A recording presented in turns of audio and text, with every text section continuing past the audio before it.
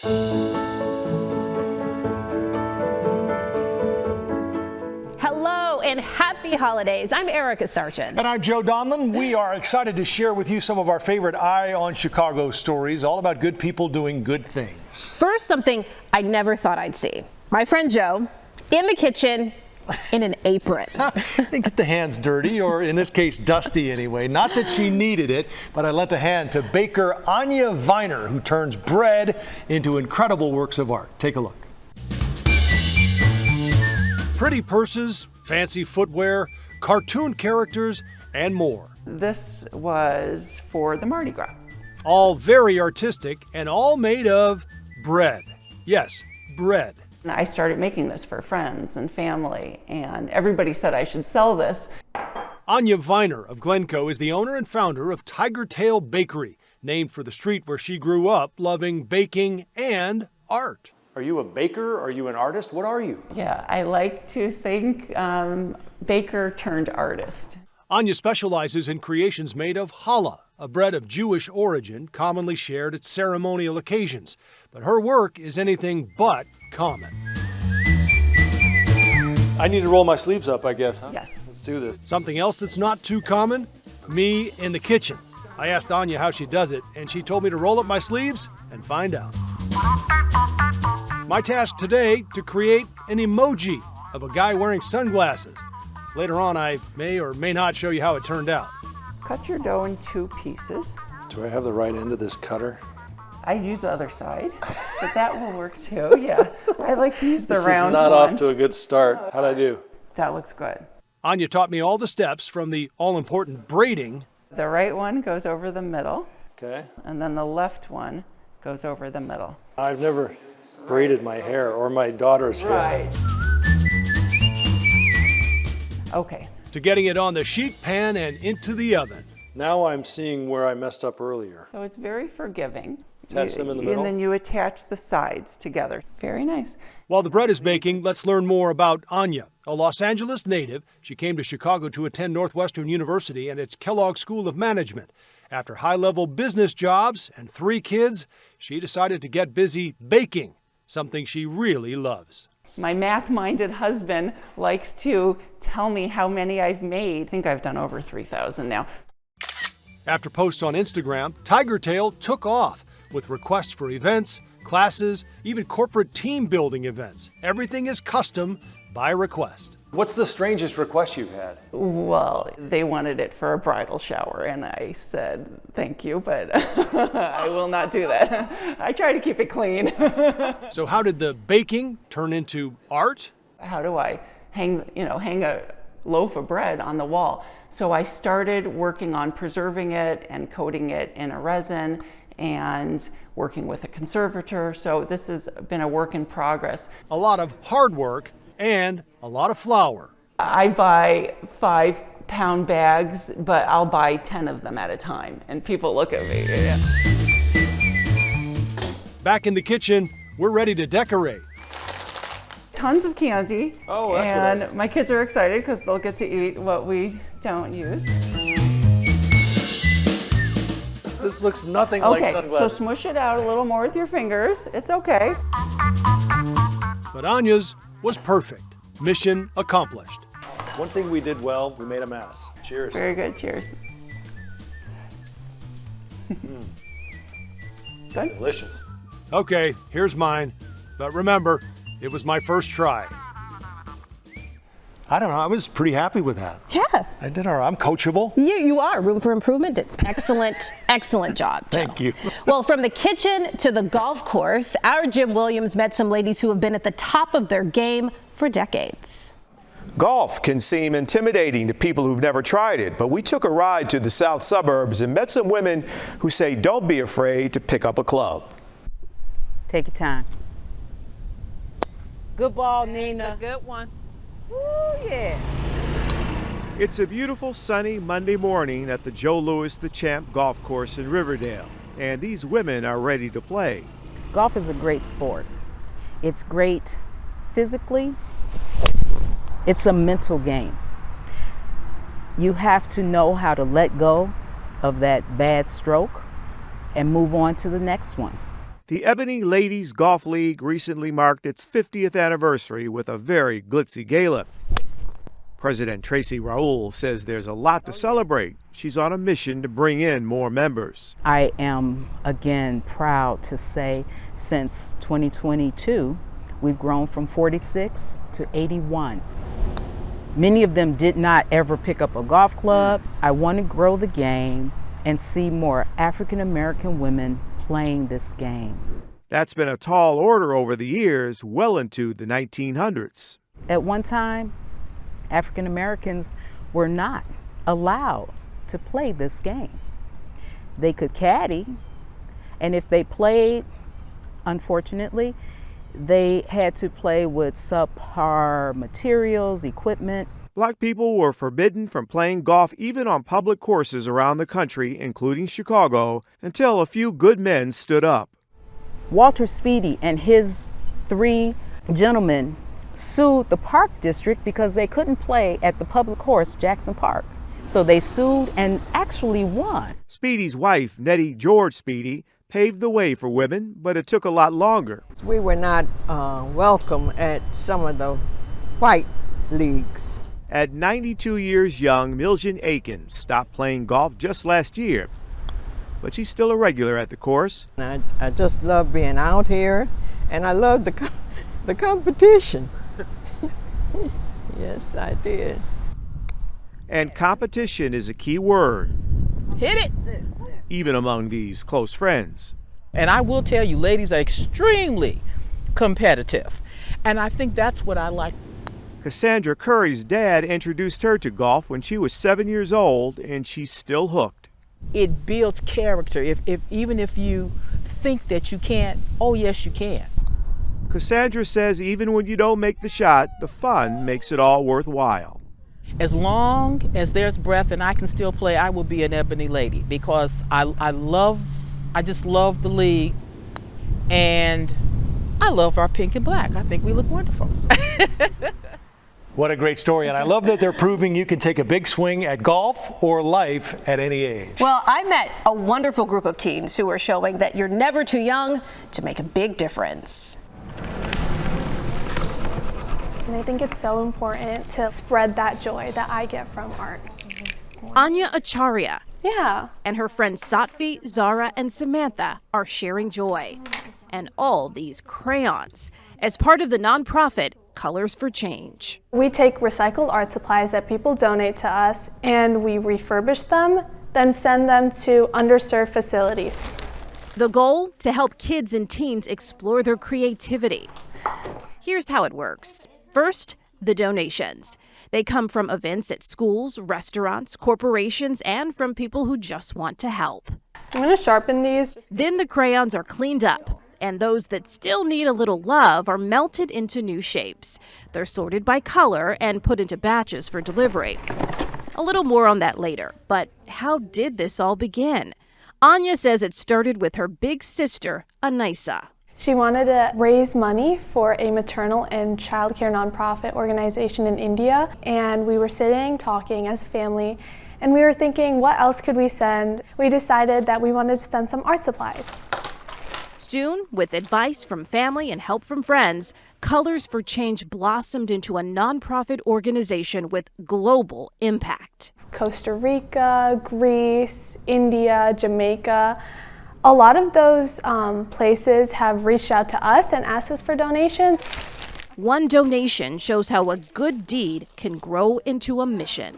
One of the places that asked us to donate was in Tanzania. They didn't have running water. Basically, we got artists from all over the world, places like Ecuador and Dubai, and also local artists to send over some of their artworks.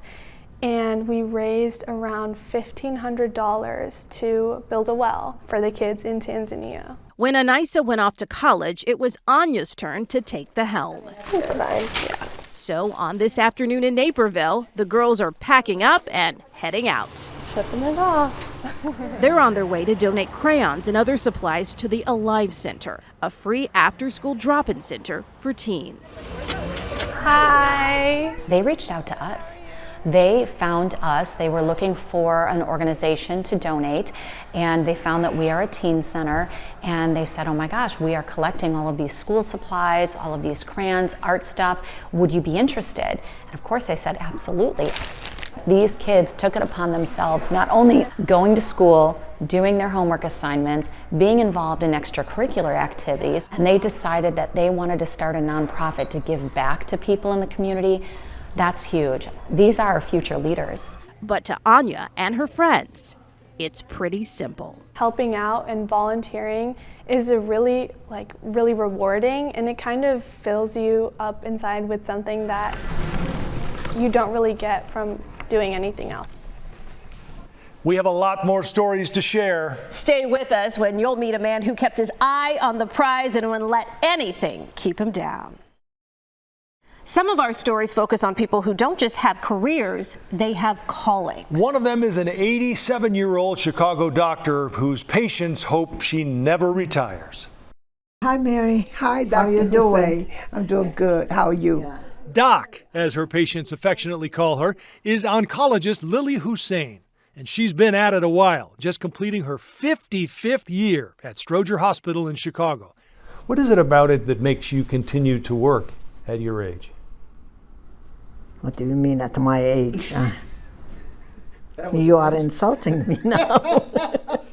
Point taken. At 87 years young, Doc is still going strong. What is it that makes you continue to do this? I enjoy it. I like it. I enjoy my work. She's the biggest asset you could have. In a field like oncology, where a lot of your patients don't make it, being able to get up every day and bring a positive light, to be able to keep doing it is incredible. Everything in your body by the PET scan was negative, which is great, except this shadow in the left upper lung. What is the hardest part of this? The hardest part for me is to tell them, to give them the bad news. That's the hardest part. When they tell you, so you mean I can't be cured? You mean I'm dying? You can heal a dying patient. You can? Yeah. You can, make them comfortable, make them feel okay, make them accept their thing. That's part of healing. Lily Hussein came to the U.S. in 1965, leaving behind turmoil in her native Iraq. She started here in 1972, back when it was called Cook County Hospital. And when I came here, I fell in love with the place. They were a type of patient that you felt you were doing something for them. You were helping somebody. Don't know whether it was COVID. For patients like Mary Thompson, she's a lifeline. Now I hope she never retires because she's just a sweetheart, and I don't think I'll ever find another doctor as passionate about her work as Dr. Hussein. She's my heart. How do you deal with the emotional connection you must establish with a lot of your patients? You put yourself in their place. You think if I am, and I always tell them, if I was in your place, I would do this. And Dr. Hussein is definitely one of those old school physicians. You don't consider yourself a legend around here because a lot of other people do. No, I'm not a legend. That's funny. Legends, you think of the legends of Greek legends or... How would you describe yourself? A doctor. I'm just a doctor. Enjoyed our conversation with the doctor. Not surprisingly, she says the idea of slowing down, much less retiring, not on her to-do list. She is incredible. Well, our next story is about a man who defied his doctor's dire predictions. He told our Dorothy Tucker, faith made all the difference.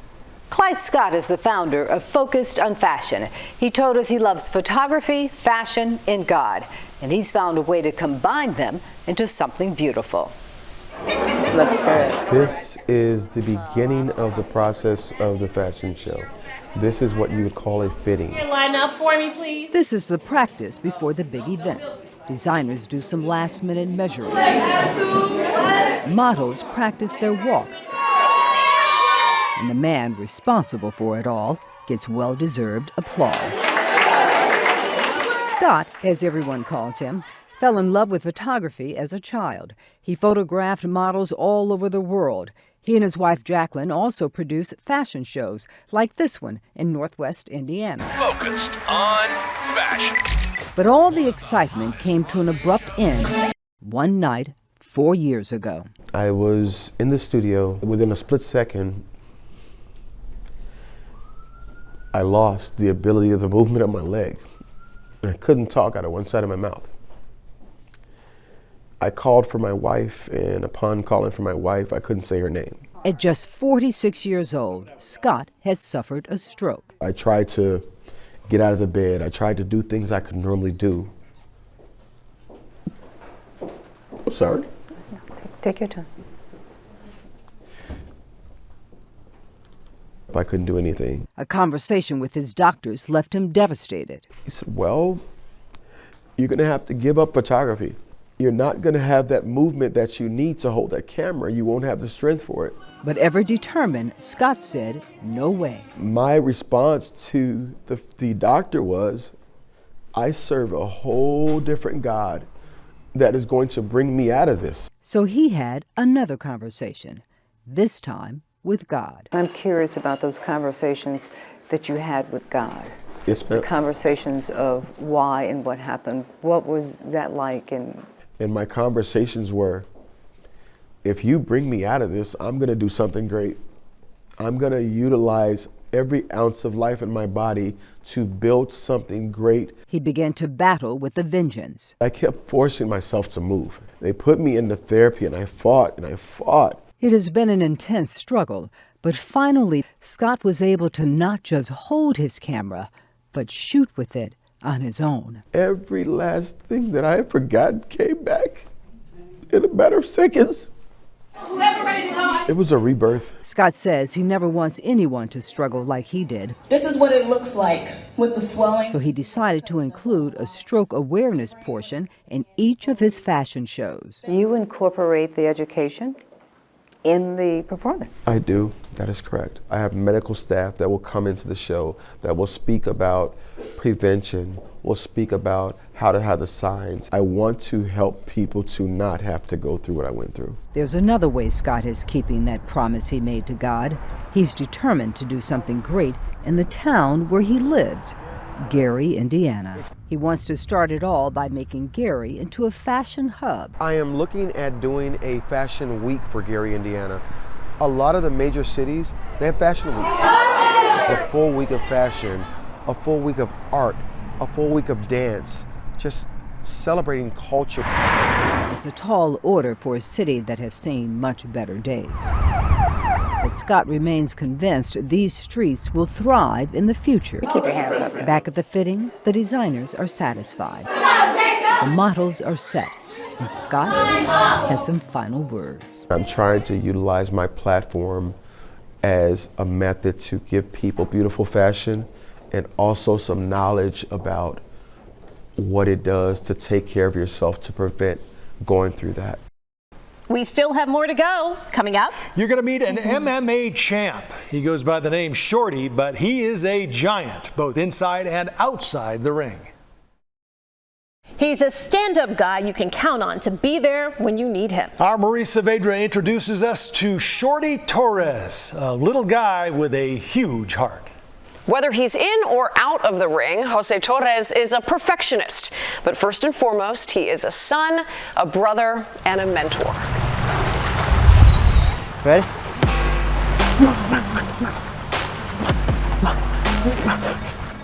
I'm I think an average shorty in the neighborhood trying to do my thing, trying to stand out my own little way. I'm a professional MMA fighter, UFC veteran, brave, former champion, and just a person keeping on. But anyone who knows him will tell you Torres, aka Shorty, is so much more. He's the guy you want in your corner. and the guy who will show up. I sponsor kids in the Middle East and Peru and South America and Mexico and everywhere just because I know the struggle. Shorty grew up on Chicago's southwest side and in suburban Cicero. His success as a mixed martial arts champion didn't come easy, with a childhood that he calls rough. My father was a gang member, and he neglected me on purpose because he goes, if I hang out with my son too much, he's going to try to be like me and try to do the things I did. So it was Shorty's mother and older brother, also named Jose, who consistently showed up for him. My mother was very, very smart and still is today, where she would tell me what to do, and again, luckily, I was smart enough to listen. His love for sports took Shorty to the gym almost every day, where he learned even more about life. Just the gym can give you some type of morals, a sense of responsibility, a boost of confidence. It's one of those places, if you're not humble, you'll be humbled very, very quickly. With 8 world titles, MMA has taken him around the world, including Bahrain. I'm from the south side of Chicago. I'm traveling to the Middle East. Literally get to shake hands with royalty, and they're sponsoring me. Shorty pays his success forward with the Team Shorty Foundation. He speaks at schools, coaches kids, and sponsors athletes regardless of ability. And I don't sponsor good athletes. I don't care how good you are. You can be horrible at the sport. I want to sponsor good people. His generosity goes global. A friend told Shorty about Edgar Torres, no relation, a young man who lives in a small concrete house with his mother in Peru. It was Shorty who helped him get a slot in a crucial fight and more. I ended up taking some part out of my paycheck to pay for everything so he can be a part of that card. And he was like my little brother. Fitting for a guy who says family still comes first. Now he travels the world, but Shorty's most at home in the old neighborhood. Over at McKinley Park, we met his brother Jose and cousin Edgar, who love to give him a hard time. We like to take credit for contributing to how tough he is, because we used to beat him up all the time when he was little. It was kind of like the annoying little brother I never had, you know. But mostly, they brag about him. He's a pretty tough guy. He's pretty unstoppable. He's got a lot of energy, a lot of heart. I'm very proud and grateful of everything that he does to help other people. So where does Shorty go from here? I'm going to keep on trying to achieve more no matter what, because if you give up here, you're going to give up in life as well. So I never gave up, and I never plan to. Thank you so much for joining us. We hope some of our favorite stories are now some of yours. You can see more Eye on Chicago on our news Friday nights at 10. Happy holidays.